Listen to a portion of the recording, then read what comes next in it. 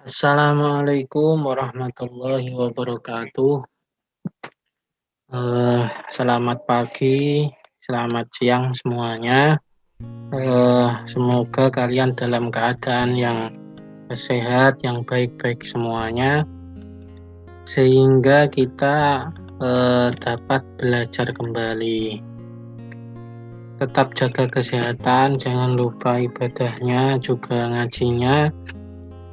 Kalian di rumah bukan kok dianggap sebagai libur, tapi juga harus tetap belajar, harus tetap mengaji, harus tetap juga beribadah.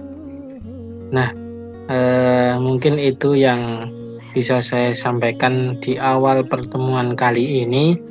Setelah kita kemarin membahas tentang beriman kepada kitab-kitab Allah dan juga penerima-penerima kitab-kitab Allah, ada 4, yaitu Zabur, Taurat, Injil, dan juga Al-Quran.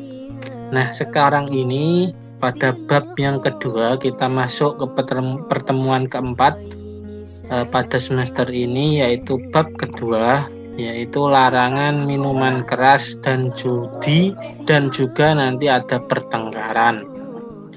Nah, sebelum kita menginjak bab keempat, bab kedua, menginjak bab yang kedua, marilah kita berdoa sebelum belajar. Bismillahirrahmanirrahim. Nah, kali ini kita akan membahas tentang larangan minuman-minuman keras dan juga judi dan juga pertengkaran. Kita mulai. Ini perlarangan judi, larangan meminum minuman keras, dan larangan-larangan sebagainya kita ambil atau dalilnya adalah Al-Quran surat Al-Maidah ayat 90. Nah, jika kalian menemukan kata-kata dalil nakli adalah dalil yang diambil dari Al-Quran atau hadis. Jadi kalau kalian menemukan tulisan dalil nakli, itu sebuah dalil yang diambil dari Al-Quran atau hadis. Nah, kalau kalian menemukan dalil akli tanpa nakli, itu dalil tersebut diambil dari akal pikiran manusia. Jadi surat Al-Maidah ayat 90 ini berbunyi, ya ayyuhalladzina amanu innamal khamru wal maisir wal ansabu wal azlamu rijsum min amali syaiton fajtanibuhu la'allakum tuflihun. Yang artinya, sesungguhnya wahai kalian yang beriman kepada Allah, innamal khamru wal maisir, sesungguhnya khamar, wal maisir dan juga berjudi, wal ansobu dan berkurban untuk berhala, wal azlamu dan mengundi nasib, rijsum min amali syaiton, rijsun, semuanya itu adalah najis, semuanya itu adalah perbuatan keji, min amali syaiton, dan termasuk ke dalam amal-amal atau perbuatan syaitan. Jadi minum khamr, berjudi, mengundi nasib, itu adalah semuanya adalah perbuatan keji dan termasuk ke dalam perbuatan syaitan. Nah, perintahnya adalah fajtanibuhu la'allakum tuflihun, maka jauhilah, kata Allah, jauhilah perbuatan-perbuatan yang di atas itu tadi yang dikatakan Al-Quran, agar kamu mendapatkan beruntung. Nah, dari dalil ini nanti kita ulik kembali, apa sih yang dinamakan khamr itu, apa yang dinamakan maisir atau judi itu sih, apa sih yang sebenarnya, konsep judi itu bagaimana yang dilarang dalam Islam, wal ansobu dan berkorban untuk berhala itu bagaimana, dan juga wal azlam dan mengundi nasib dengan panah. Nanti kita terangkan satu persatu mengenai itu. Nah, ayat selanjutnya ini adalah dalil nakli tidak diharamkannya, atau dalil nakli diharamkannya pertengkaran. Innama yuridu syaitanu ayyuqi'a bainakumul adawata wal baghdha. Jadi syaitan itu menginginkan kita di antara muslim kita, di antara saudara-saudara seiman kita, atau di antara kita dan saudara kita itu menjadi musuh karena fil khamri wal maisir, karena lantaran khamr dan juga berjudi. Wa yasuddakum an dzikrillahi wa anis shalah.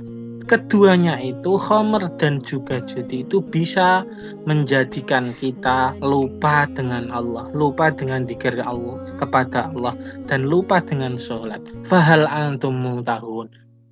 Apakah kamu tidak takut kemudian berhenti akan pekerjaan itu? Jadi ayat ini menerangkan tentang kewajiban kita, atau kewajiban kita untuk meninggalkan minuman-minuman keras dan juga judi, karena itu dua perbuatan itu adalah, yang pertama adalah perbuatan setan, yang kedua adalah bisa menimbulkan atau bisa menyebabkan kita jauh atau lupa kepada Allah Subhanahu wa Ta'ala.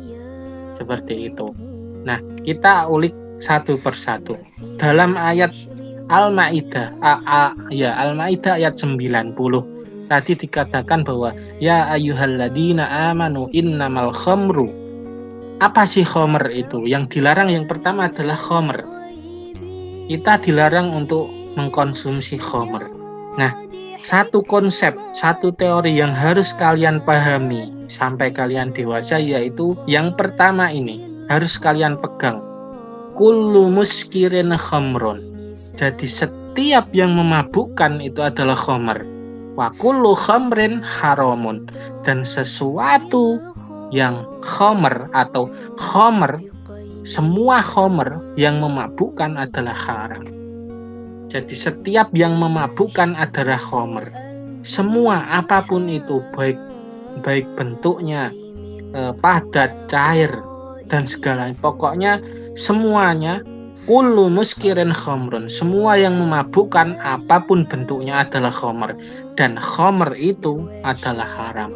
Itu konsepnya. Jadi apapun yang menimbulkan hilangnya akal, memabukkan, itu adalah khamr, dan itu adalah haram.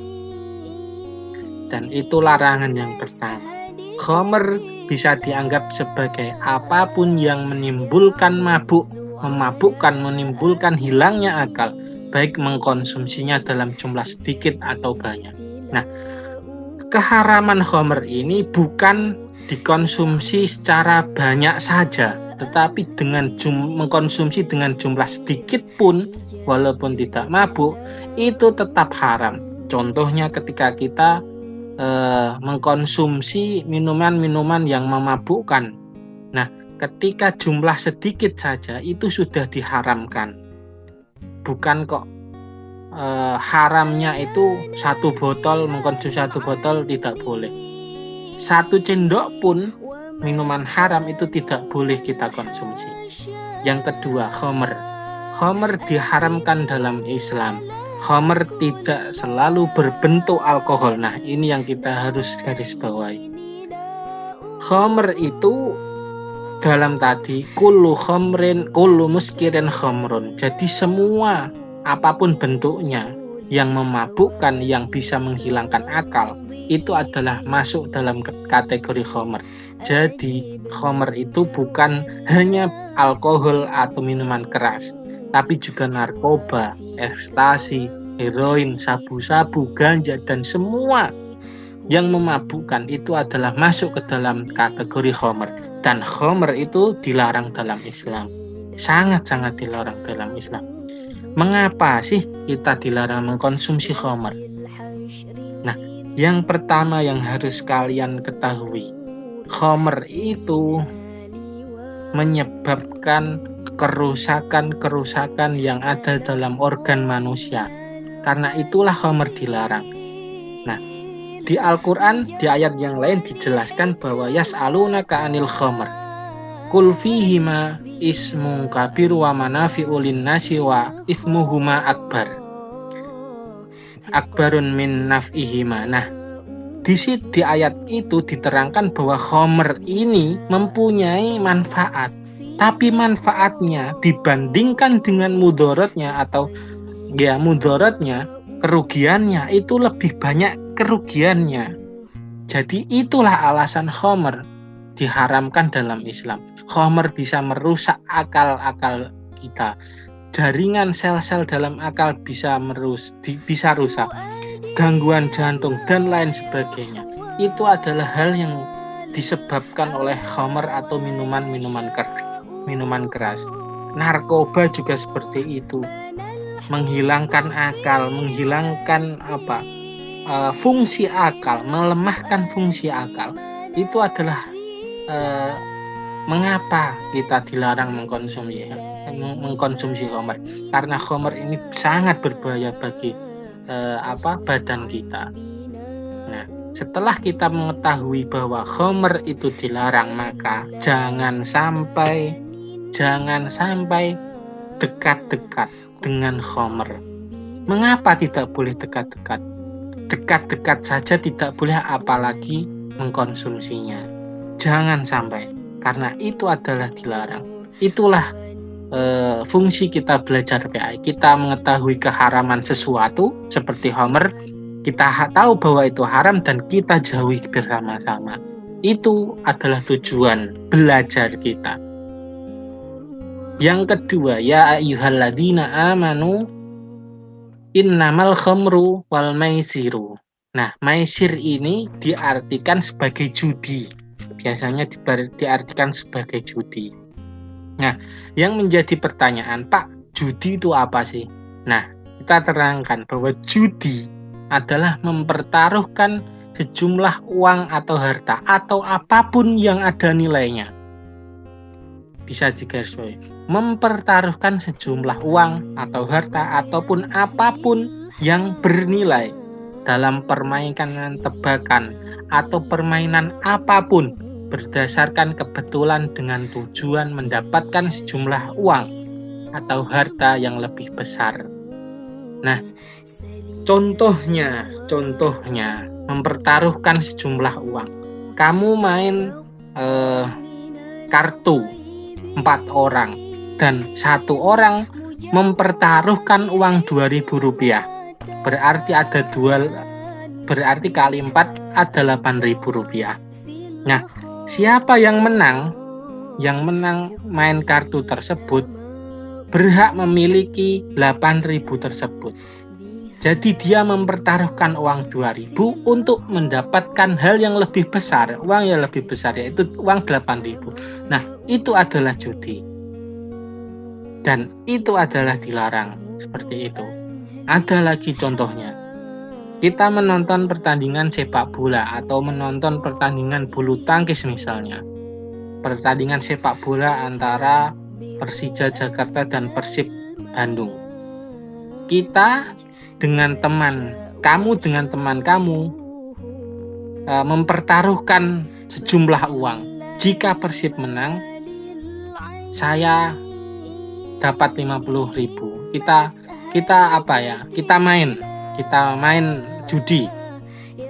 Kalau Persija kamu menang, kalau jagoanmu menang, saya beri 50.000. Kalau jagoanku Persija menang, saya kasih 50.000. Nah, itu adalah juga judi. Itu adalah mempertaruhkan sejumlah uang 50.000 untuk mendapatkan kelipatannya, yaitu 100.000. Nah, ada kelipatannya, ada harta yang lebih banyak dalam mempertaruhkan uang tersebut. Dan berdasarkan kebetulan dengan tujuan mendapatkan sejumlah uang atau harta yang lebih besar, itu adalah judi. Nah, judi berapapun jumlahnya, baik 2.000, 3.000, 4.000, 100.000, 1 juta, 1 miliar, semuanya haram. Berapapun jumlahnya, baik banyak maupun sedikit, diharamkan oleh Allah Subhanahu wa taala. Nah, mengapa sih judi itu haram? Dalam Islam sendiri, kita tidak boleh merugikan kita tidak boleh merugikan saudara kita, baik seagama maupun saudara kita dalam kemanusiaan. Tidak boleh kita rugikan. Nah, adanya judi ini adalah ada salah satu pihak yang diuntungkan dan ada salah satu pihak yang dirugikan. Kalau dalam Islam itu adalah tidak boleh. Tegakah kalian merugikan saudara kita?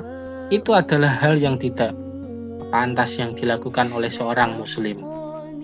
Itulah mengapa judi itu haram. Prinsip-prinsip Islam adalah kita untung, mereka juga untung, saudara-saudara kita juga untung. Seperti itu. Mengapa judi itu haram itu seperti itu. Dan judi itu mengundang kepada ketagihan. Jadi ketika kita menang, kita akan terus-menerus berjudi terus sampai menghilangkan akal sehat kita dan melalaikan ingat kepada Allah. Ketika kalah, kita akan meminjam uang sana sini demi berjudi, dan itu akan menghilangkan atau melupakan zikir kepada Allah, ingat kepada Allah. Karena kenapa zikir Allah atau mengingat kepada Allah itu penting? Karena dalam Al-Quran sendiri dijelaskan bahwa kita itu diciptakan wama khalaqtul jinna wal insa illa liya'budun. Kita itu diciptakan di dunia ini, tugas kita hanyalah untuk beribadah kepada Allah. Nah, itu adalah tujuan utama kita diciptakan di dunia ini.